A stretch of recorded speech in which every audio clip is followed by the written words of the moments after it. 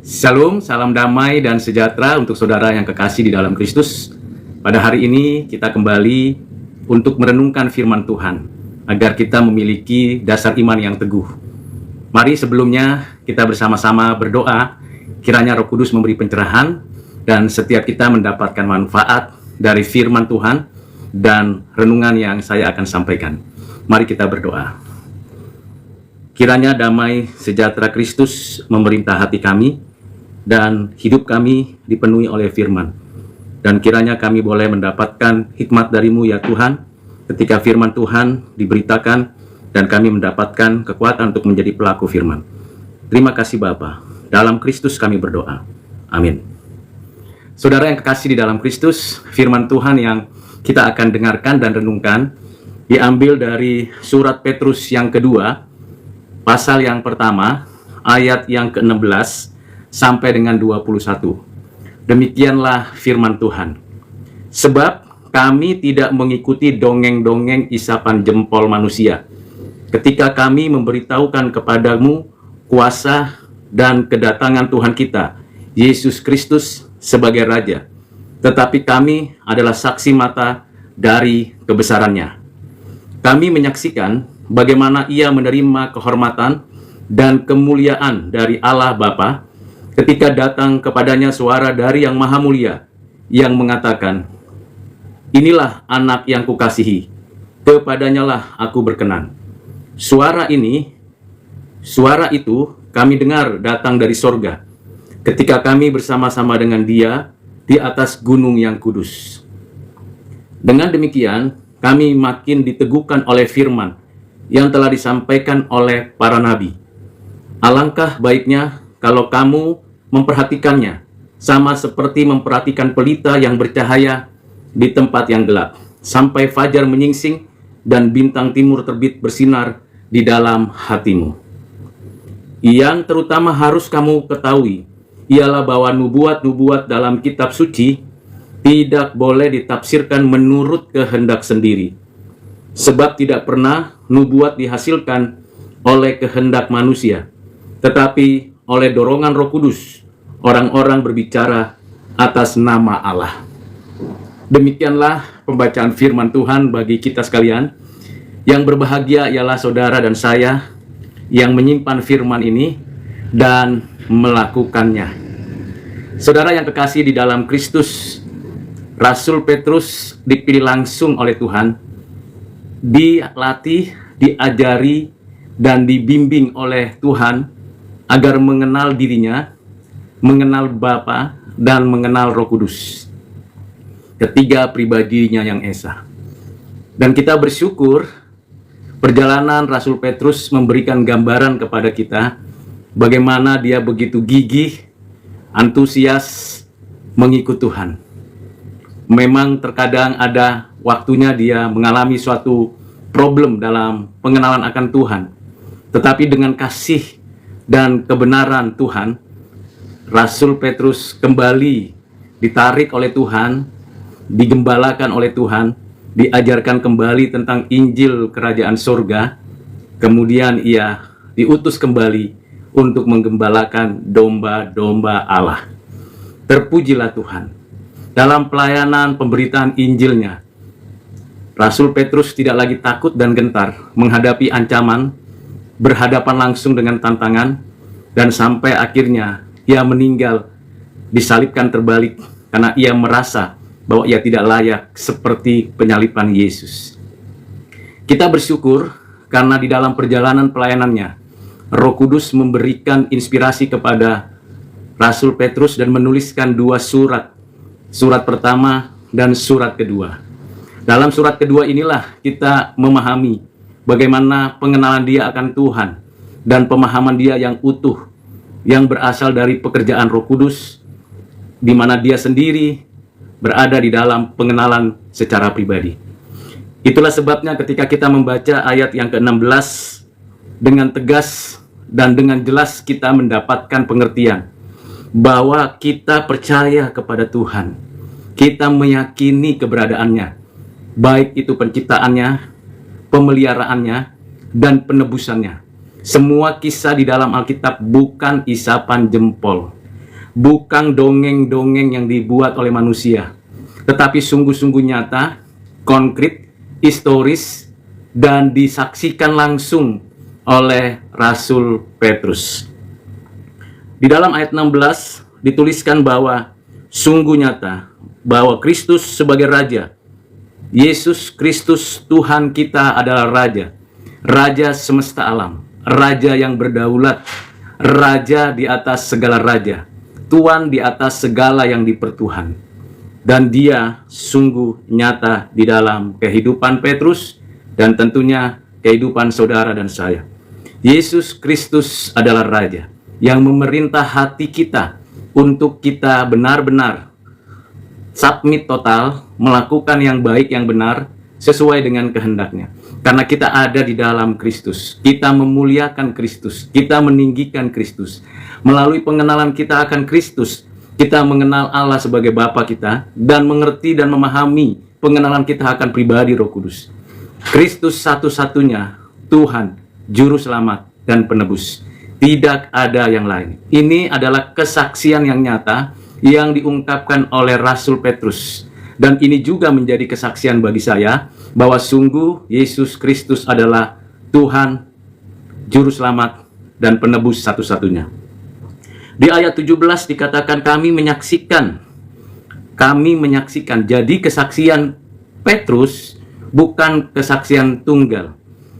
Kesaksian Petrus juga diikuti oleh kesaksian yang lain. Ada Rasul Yohanes dan ada Rasul Yakobus. Kalau sudah lebih dari 2 kesaksian, ini menunjukkan satu kenyataan kebenaran. Bukan kata-kata kosong, sekedar cerita yang ditulis oleh manusia, atau sebuah rekayasa dari sebuah peristiwa. Tapi ini adalah realitas. Dengan kata lain, apa yang dikerjakan Kristus dan apa yang dinyatakan oleh Allah kepada kita, itu betul-betul konkret, bukan isapan jempol. Mungkin saja kita mendengar dan mendapatkan informasi mengenai banyak cerita dongeng dan isapan jempol yang menggambarkan tentang keberadaan Yesus. Maka dengan ini saya mau katakan kepada saudara, tinggalkan, tolak, sangkali semua cerita isapan jempol dan dongeng-dongeng yang mirip dengan apa yang dikisahkan di dalam Alkitab. Dan Rasul Petrus mengatakan, bukan saja kami menyaksikan, kami juga mendengar suara dari surga. Ini suatu keajaiban, karena tidak mungkin ada orang yang mampu mendengar suara Tuhan dan dimengerti kalau bukan Roh Kudus memberikan pencerahan, kalau bukan Roh Kudus yang membukakan pikiran dan membukakan telinga, sehingga setiap orang dapat mengerti, dapat memahami bagaimana keberadaan Yesus Kristus. Suara itu kami dengar datang dari surga ketika kami bersama-sama dengan Dia di atas gunung yang kudus. Saudara yang kekasih di dalam Kristus, berita ini disampaikan oleh Rasul Petrus kepada banyak orang di seluruh dunia. Karena memang Tuhan memerintahkan, jadikanlah semua bangsa murid Yesus. Seperti yang dijanjikan oleh Tuhan kepada Abraham, bahwa melalui keturunannya lah segala bangsa diberkati. Dan digenapi di dalam Kristus. Melalui Yesus Kristuslah semua orang di bawah kolong langit ini yang telah ditetapkan Allah menerima, mengakui dengan sungguh-sungguh. Memang tidak semua yang diciptakan Tuhan berada di dalam ketetapan penebusan Kristus, tetapi dari sekian banyak orang, dari miliaran orang, ada sebagian yang sudah ditentukan Tuhan menerima penebusan Kristus. Yang sebagian lagi diciptakan bukan untuk ditebus karena kejahatan mereka, karena kedegilan hati mereka, karena ketidakpercayaan mereka, karena perbuatan mereka yang jahat kepada Allah, maka pada dirinya tetaplah hukum murka dari Allah nyata atasnya selagi masih hidup dan sampai kekekalan. Karena itu kita bersyukur karena berita ini menolong kita untuk mengerti betapa agung dan hormatnya, kemuliaan dan kenyataan keagungan Tuhan diberitakan. Saudara yang kekasih di dalam Kristus, mari kita betul-betul sungguh mengerti bahwa cerita, berita, kisah yang tertulis di dalam Alkitab, dari kitab Kejadian sampai Wahyu, bukan isapan jempol, bukan dongeng-dongeng, bukan copy paste dari cerita-cerita yang lain atau berita-berita yang lain. Ini konkret, disaksikan, diinspirasikan Roh Kudus. Ayat 19, dengan demikian kami makin diteguhkan oleh firman yang telah disampaikan oleh para nabi. Jadi Rasul Petrus mereferensikan, merujuk basis pengertiannya itu bukan berdiri sendiri, bukan asal bunyi, bukan asal tulis, tetapi referensinya apa yang dituliskan, disaksikan oleh para nabi di Perjanjian Lama. Ada 39 kitab dalam Perjanjian Lama. Ada banyak nabi yang menuliskan firman Tuhan dan nubuat-nubuat yang dinyatakannya, yang memberikan gambaran kepada kita bahwa sungguh Yesus Kristus anak Allah yang inkarnasi, yang satu-satunya menjadi manusia untuk menebus umatnya, agar setiap umatnya di sepanjang zaman, di segala tempat menerima penebusannya dan menikmati keadaannya di dalam anugerah Allah Bapa.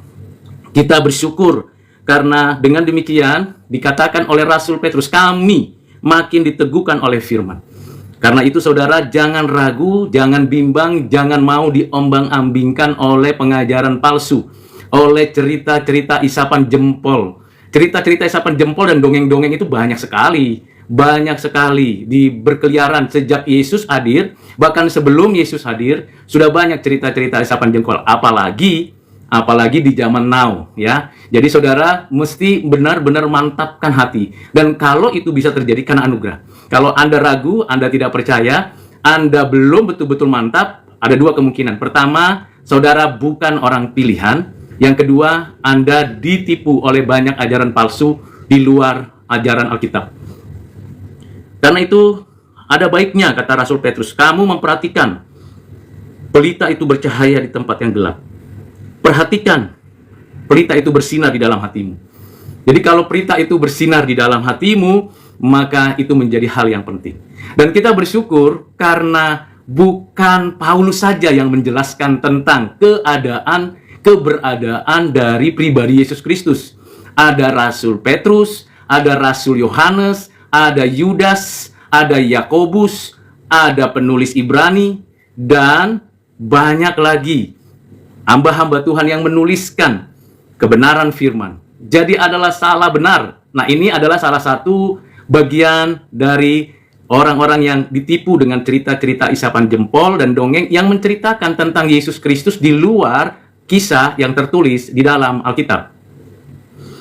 Ayat 20, yang terutama harus kamu ketahui bahwa nubuat-nubuat dalam kitab suci tidak boleh ditafsirkan menurut kehendak sendiri. Benar sekali. Jadi kalau ada orang membaca kitab suci, Kejadian sampai Wahyu, menurut dirinya, menurut kemauannya, maka pasti salah, sesat, dan menyesatkan. Tetapi kalau kita membaca, meminta pimpinan Roh Kudus, meminta Roh Kudus memberi pencerahan, karena ini karya Roh Kudus. Ini bukan semata-mata karya manusia dituliskan oleh manusia.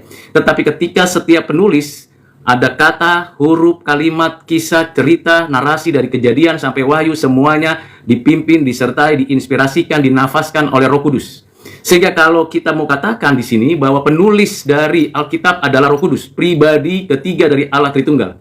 Dan ketika kita mau membacanya, mengerti isi hatinya, maka kita meminta pertolongan Roh Kudus memberikan pencerahan. Pikiran kita dicerahkan, pikiran kita diberikan pengertian secara logis, secara objektif, secara komprehensif. Jadi bukan asal bunyi. Karena itu di sini Rasul Petrus mengingatkan bahwa dikatakan di sini, kamu harus mengetahui bahwa kitab suci tidak boleh ditafsirkan menurut kehendak sendiri. Jadi ketika kita membaca firman Tuhan, apa pertama kali dulu kita lakukan? Berdoa. Berdoa dan katakan kepada Tuhan, ya Tuhan, saya mau membaca firman-Mu. Ya Tuhan, beri pencerahan kepadaku untuk mengerti firman-Mu, supaya aku mengertinya dan tidak sesat atau menyesatkan. Ini hal penting dalam setiap perkataan. Maka itu saudara, berdebat tentang firman Tuhan kepada orang yang bukan orang Kristen, apalagi bukan orang pilihan, adalah kesia-siaan. Kalau dia belum orang Kristen, apapun yang dijelaskan, mereka tetap tidak mengerti. Walaupun mereka mendengar, punya telinga, tapi tidak pernah bisa mengerti. Karena apa? Tuhan tidak beranugerah kepadanya. Tuhan tidak memberi pencerahan kepadanya. Tuhan tidak memberikan pengertian kepadanya. Bahkan Tuhan tidak memberikan kemampuan untuk menjadi pelaku firman. Jadi kalau saudara dan saya baca Alkitab, mengerti, dan bisa melakukan, itu anugerah. Itu bukan karena kehebatan manusia punya akal pikiran yang rasional, punya pengertian yang komprehensif. Tidak. Tetapi karena anugerah Tuhan memberi pencerahan kepada saudara dan saya.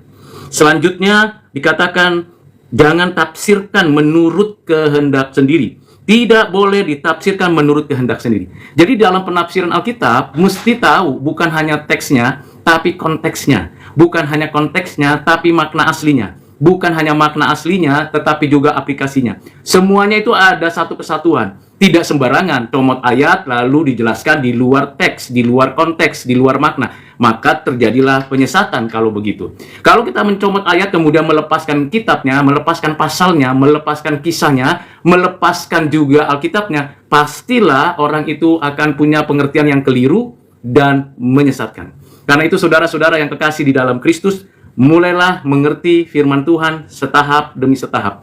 Jangan terburu-buru, jangan mau cepat selesai, mau semuanya bisa dikerjakan.